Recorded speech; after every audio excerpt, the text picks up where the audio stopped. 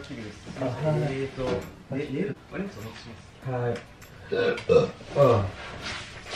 So, ayan na ang aking bicycle, baby. Kanina pa ako nag-antay. Kanina umaga pa ako, die.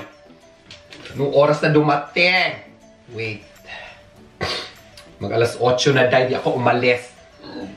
Ayan, unboxing tayo ng aking bicycle. Diba? Ang tagal ko na naghanap ng aking bisikleta. So, umorder ako sa Amazon.com. Arigato gozaimasu. Ay, sana. Okay. Ball pera arimasu ka?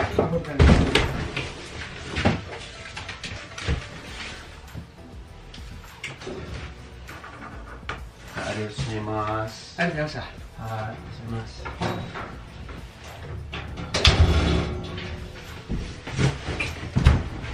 Ayun.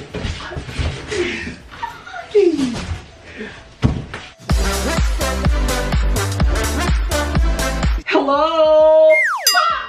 This is Miko Poge! So ngayon, mag-unboxing na tayo ng ating bago bisikleta. So kagabi dumating siya. So after dumating siya, natulog ako. Hindi na ako nakapag-ano. So ngayon, i-unbox natin at ano ba ang gagawin kung meron kang bagong bisikleta dito. Dahil dito sa Japan, meron silang bicycle theft registration. Sa police ka pupunta noon. So ngayon, mag-unboxing muna tayo. Saka tayo pupunta ng police para iparegister ng aking bicycle. Eto na!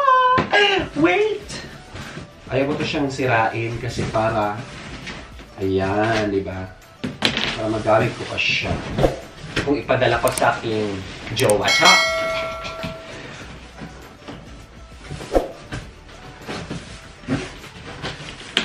Okay, very good. So, just good. Ayan na!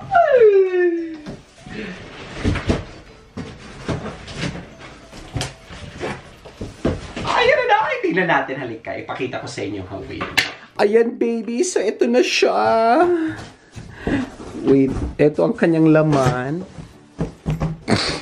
Ay, ayan, die. Hala, wala pa naman akong ano. Ayan na siya, die. Oh my God. Oh my God. Ano to? Ano to, die? Ah, ano niya?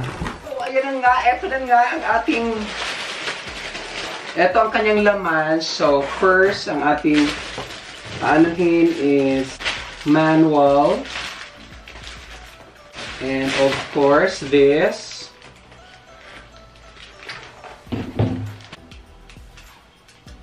Ay. Ayan, ang kanyang upuan, baby. So, perfectly for you. Ayan ang kanyang upuan. Ayan! Perfect!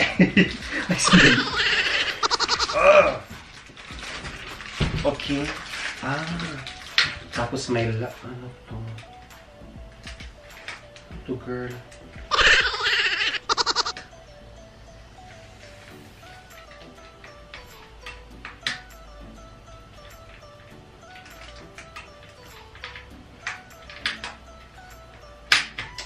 Okay, tapos ano?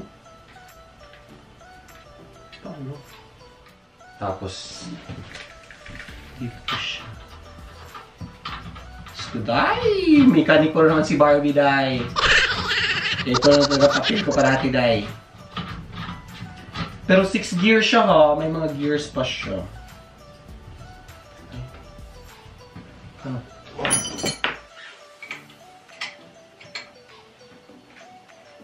O, diba? Diba? Perfect. Taray. Diba? Ito.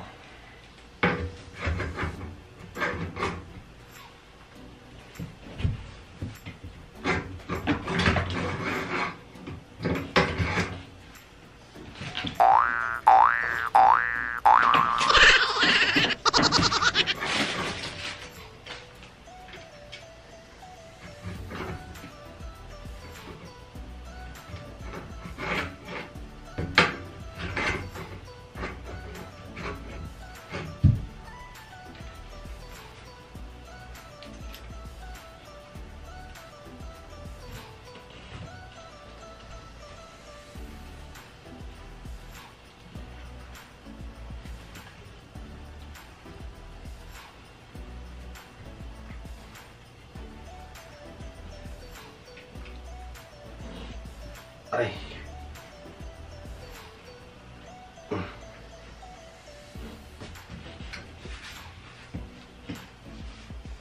Ang cute.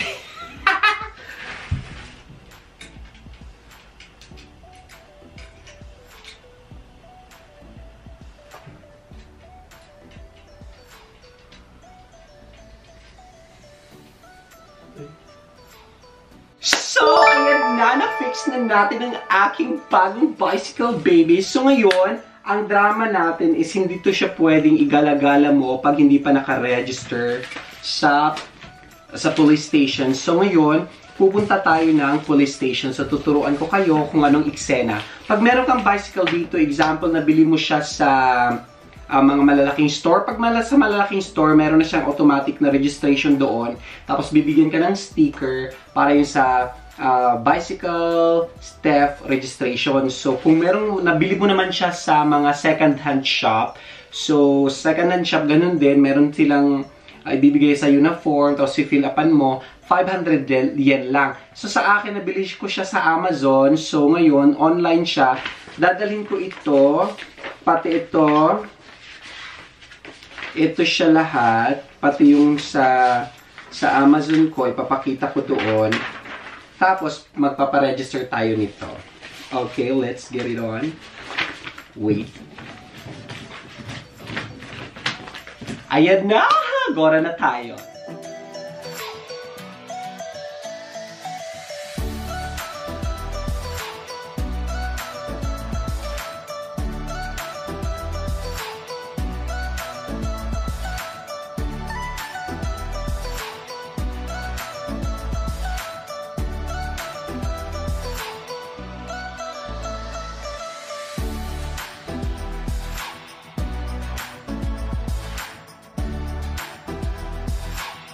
So, let's go na to police station. So, ipaparegister ko na tong bike kong bagong-bago. Baby, halika na! Aray, wait. Got it?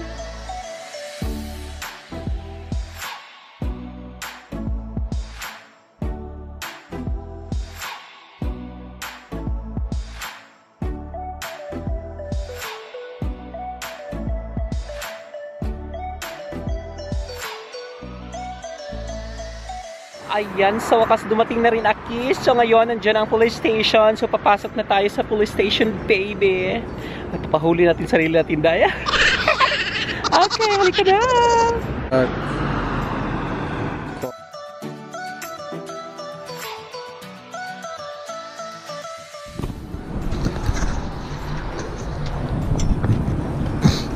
Bawa, ano no, atarashi no jidensha. Atarashi jidensha, no. So dahil nagutom ako, dahil sa kakabike, ang layo ng police station, tapos hindi pala pwede dun sa kanila mag-register. So, kumain muna ako ng siopaw dito sa Family Marts. Tadak yung masagutom ako dahil. Dilim ko dyan.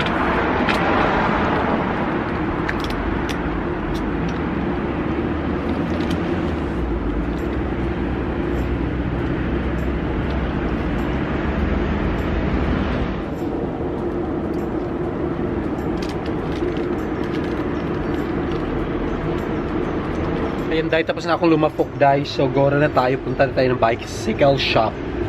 Dahil hindi pwede doon ipa-register sa kanila daw, sa police station. Okay, let's go! Ayan na! Ayan, so nandito na ako ngayon sa bicycle shop. So, dito pala siya i-register dahil pag gaijin ka, it means pag ibang lahi ka, dito ka magpa-register. So, dahil ibang lahi ako dahil, so wala akong choice, dito magpa-register sa kanila. So, ayan na sa likod na, chine-check na niya. So, ayan ang kanilang mga shop. Bicycle dito dahil. So, naayos pang aking registration. Ayan, so i-register ko na siya.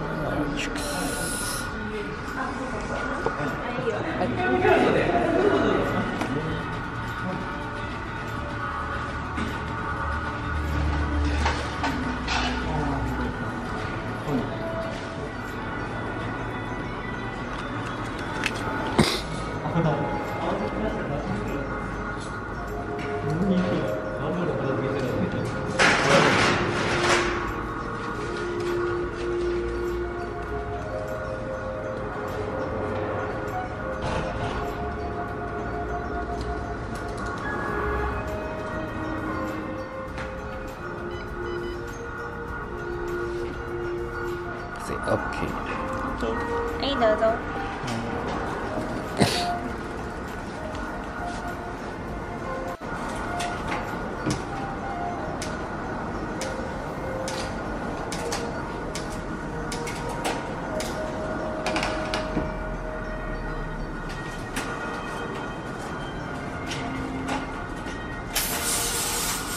Ayan, so natapos din ang ating registration sa aking bicycle. So, ang binayaran ko is 600 yen. So, 600 yen. So, niregister na nila para dahil mayroon tayo Japan theft registration, ganon. So, para hindi tayo mapagkamalang magnanakaw, die! So, ayan, may sticker na siya. So, pwede na. Pag may check, kasi may checking talaga. So, pwede na sa ganun pala. Pag gaijin ka, it means pag foreign ka, punta ka sa pinakamalapit na mga bicycle shop, hindi pwedeng pumunta sa mga police station. Ganun pala kasi ang sabi kasi sa akin ng friend ko, before nag-order ako sa Amazon, punta lang ako sa bicycle, ay sa police station, pumunta ako sa Ligwak, ganun. So after that, dalhin mo lang yung registration card mo, magbayad ka ng 600. Tapos pati lahat, ayan na, ready na tayo. Ayan, sige na, bye-bye. Thank you so much. Maraming salamat for watching. This is Miko Poge, Packed Up Japan. Bye! Maraming salamat for watching. Follow me on my Instagram, Facebook, and Twitter at Miko Poge, Packed Up Japan.